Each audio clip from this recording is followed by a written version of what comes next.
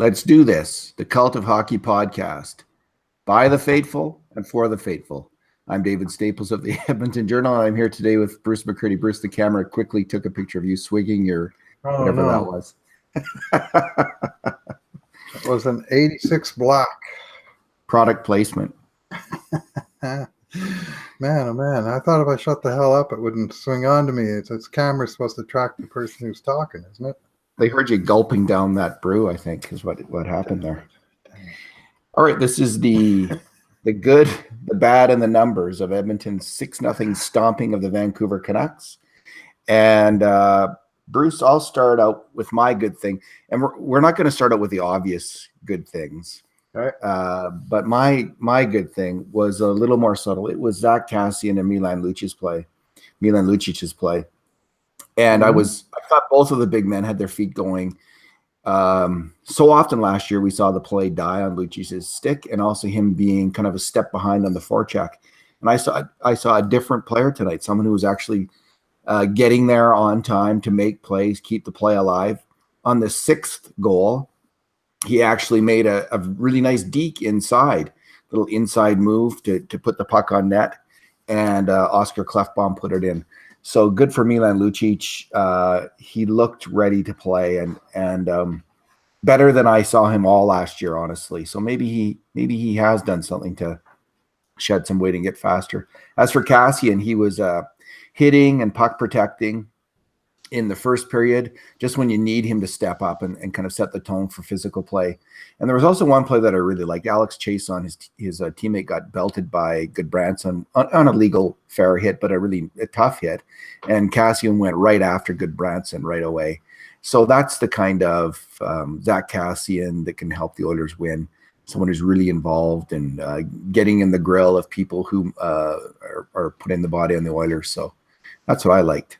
He got in his face without taking a penalty, which is a good thing. Sometimes you can exacerbate an already bad situation by taking the extra penalty on play like that. And Kassian's been known to do that sort of thing. But on that play, he just sort of reminded Goodbranson he was out there, and that was a wicked hit.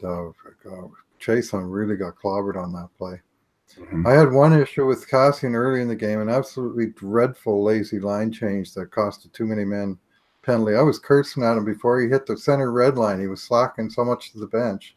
And wouldn't you know it, just before he steps in, his replacement, who's already been over the boards for 3 seconds, touches the puck, and it's a well-deserved penalty.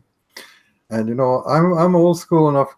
If I'm the coach, Kassian's going to the box for that, but McClellan played it right. He put Puljujarvi in the box because Puljujarvi's not on the penalty kill, and he's also a player who might come out of the box and do something, which he did. He got a breakaway and nearly scored. So points to McClellan for not going with what was surely the gut instinct on that. But Kassian, to his credit, he woke up after that mistake, and I think he probably realized that he's going to need to step it up a notch from something like that. So that's just carelessness. What was your good thing, Bruce? Well, my good thing is that the Oilers have Cam Talbot in net and not Anders Nilsson, because that was, as far as I'm concerned, the difference in tonight's game. I think if you'd have switched the netminders, that Vancouver may well have won that game.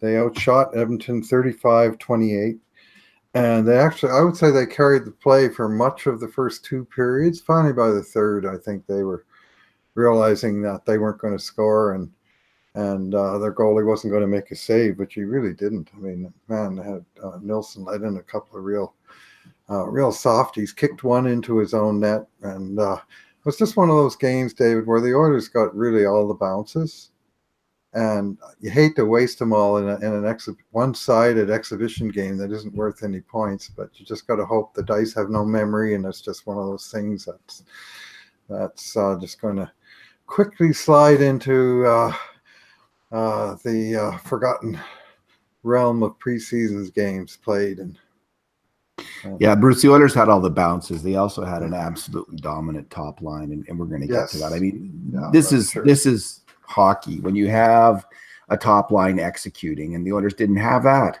really all last year. They had Connor McDavid executing. But let's move on to the Talbot bad really things. was terrific. I mean, he shut down a lot of dangerous situations, and he robbed Brock Besser. I meant to look it up. Credited only with 3 shots. I'm surprised. It seemed like Talbot stopped him about 6 or 7 times. So he looked like the Cam Talbot of 2016-17, just very steady in the net, square to the puck, not doing too much, but always in the right spot. Calm Talbot, as he was called that year. He that's his game. So the bad thing that I saw, Bruce, this game, and I don't want to make too much of this, but we are getting a little closer to the regular season, and we've yet to see Leon Draisaitl come close to playing anything close to an A game, and he sleptwalked through that game. And he has 2 line mates who are trying to get off to a good start in Milan Lucic and Kailer Yamamoto, and it's time he stepped up and led that line and did something a little bit more to help those guys succeed. That's his role this year. That's his job. Not playing with McDavid. He's got to lead that line. He's fully capable of doing so. So do it. Don't just kind of, go at 3/4 speed through the game. And that's what I saw tonight. He was good on the face-off circle, but otherwise he just was, he was the weakest, at least the least inspired Oilers player. 4 giveaways, which is a lot, 2 more than any other Oiler. And he had some sloppy moments. I agree with you that he looks, and he's one of those guys. He's got the Frank Mahovlich look, that when things aren't all going his way, he sort of hangs his head a little bit, and people perceive him as a big, he's got the big man lazy syndrome, which is sometimes warranted and often not.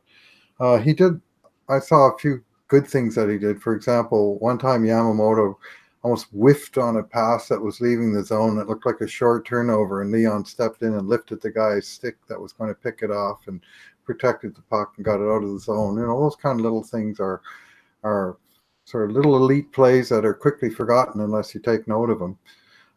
But not enough of them in this game. And we're at that point, the preseason where some of the veterans are just, they know they're on the team. They know the game doesn't matter. They know they're working to get into shape for the games that do matter. And you see sometimes, let's call them so-so performances. I mean, the guy I saw bad tonight was one of my favorite Oilers, frankly, Adam Larson. And I thought he had a real tough time moving the puck. Man, he was losing his feet. He was passing it to, his passes were going through teammates' sticks. They never seemed to be landing on them. Somehow he had 0 giveaways, which I kind of look askance at that stat. But you know what? I'll tell you how much I'm worried about Adam Larson to start the season. This much. And I'm about equally worried about Leon Draisaitl. Like, if you're going to have a bad game, I mean, September the 25th is a real good time to have it. Okay, fair enough, Bruce. But I will say something in terms of Larson's tendencies, because there was something about his game that reminded me of an essential flaw that not only in his game, but in many Oilers defensemen. And that is when he is getting the puck, his feet aren't moving. He is too stationary moving into the puck and receiving the puck. That instead of like kind of taking off, he's making too many stationary passes, and that often means he has to reset or make a back pass. And as he and Klefbom are back passing to each other, the other team's setting up their zone defense, and this is a tendency that Klefbom and Larson have got to break, actually, and Russell's got to break this tendency as well. They've got to start advancing the puck more rapidly, and that means anticipating it and moving into it, moving your feet as soon as they get it, taking off as soon as they get it. So my concern with Larson isn't 0. I think that he's got something to work on here, and Klefbom and Russell and Benning, all those guys. The only one who does it is who's moving, obviously, is Nurse. So I think that's actually a kind of a terrible habit in the modern NHL, and I don't know why they developed it so strongly last year, and I really hope that Trent Yanni is working on it with them. Fair enough. It's one of those games where, I mean, if the goalie bails out the defenseman, defenseman buys the goalie a beer. Well, Adam Larson maybe owes Cam Talbot a steak dinner after this game, because it happened a few times. He was on the ice for under 18 minutes at even strength, and Vancouver had 14 shots in that time. Yeah, and a lot of those came from that nasty little dude, Elias Pettersson. He is going to be – he is a heck of a hockey player. I feel good that Vancouver actually has a player that good, because I don't want to see – I don't particularly hate the Canucks unless they're full of nasty players. There's some teams I hate, like the Flames and the Stars and the Ducks and the Maple Leafs and the Canadians and about a half dozen others. California.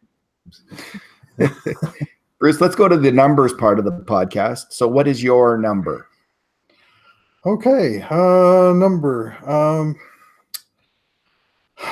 I'm going to take 6 shot blocks each for Chris Russell and Jason Garrison.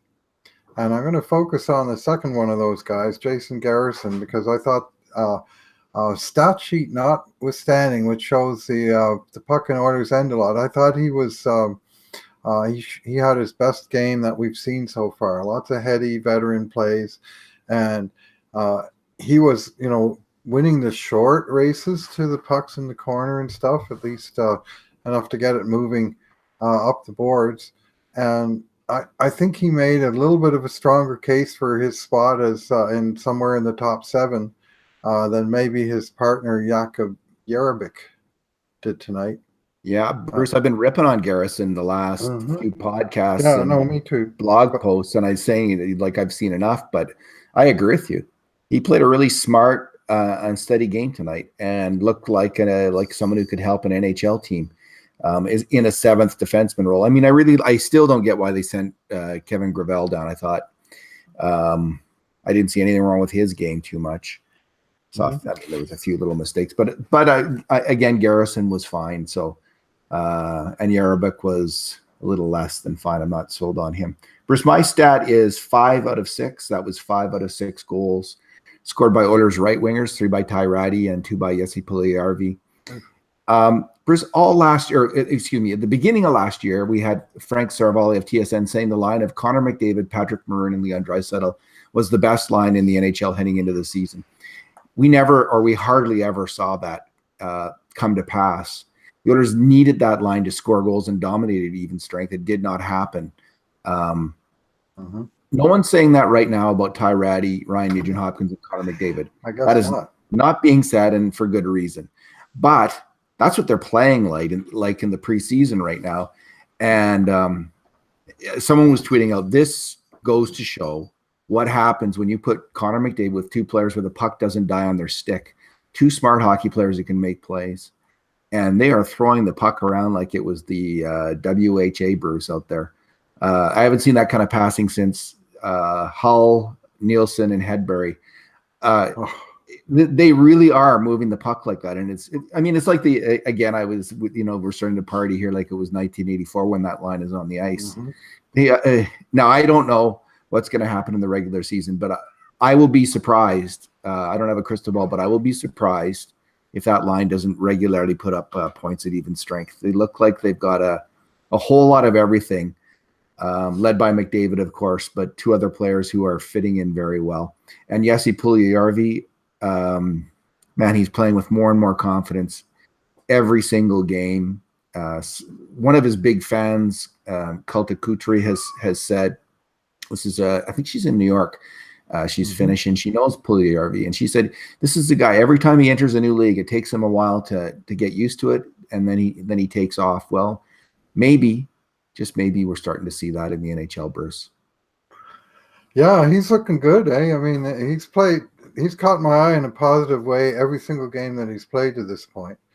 And tonight, twice he was in the penalty box. Once from his own penalty, when he had to cover off for a bad mistake by a teammate, and one time when he served that too many men penalty.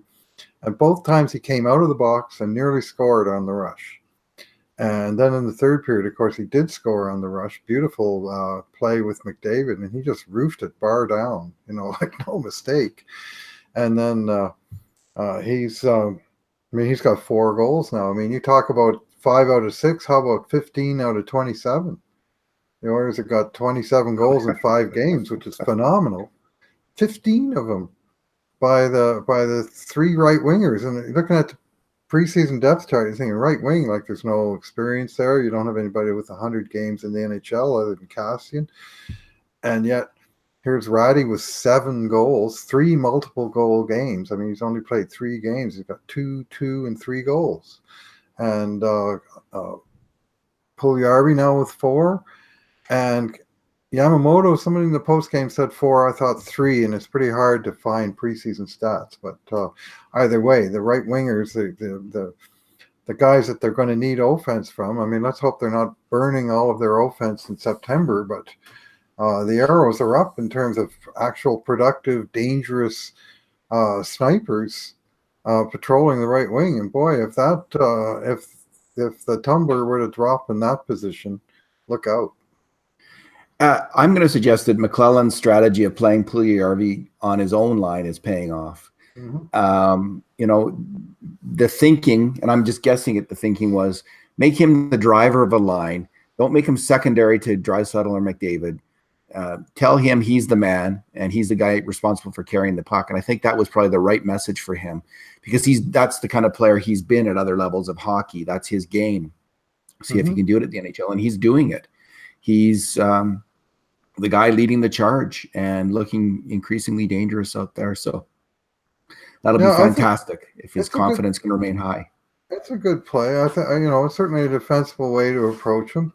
I heard on Stauffer's show they were discussing. He was discussing something that I think you and I may have talked about before about Puljujarvi playing with either Draisaitl or McDavid, and the particular comment he made was on the power play that he would frequently be using the wrong lanes on the rush up the ice, and that would drive some of their more disciplined players nuts. And so that's maybe why he saw less time on the first power play unit, but get him out there on the power play. And I mean, the second unit's probably a little bit more of an omelet anyway in terms of the players that get used for it. And same thing on at even strength. If he's the guy driving his own line, if he's the best player on the line, and I'd argue that he is in the case of Strome and Kara, or tonight Kara and Reeder on his line, that put the onus on him. Say, yes, we want you to carry the puck and enter the zone and create a little bit, and we want you, focus on learning some of these aspects of the professional game. Still, you're still only 20 years old, for goodness sake. I mean, it's not all going to happen overnight. But the forward steps that we've seen this year are just in preseason.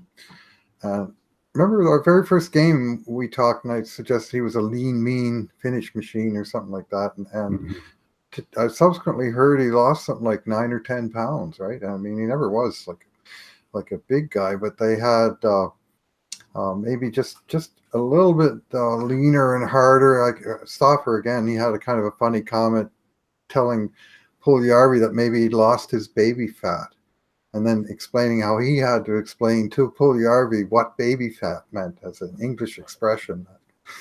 He wasn't calling him a baby or anything, but it was just an expression for young.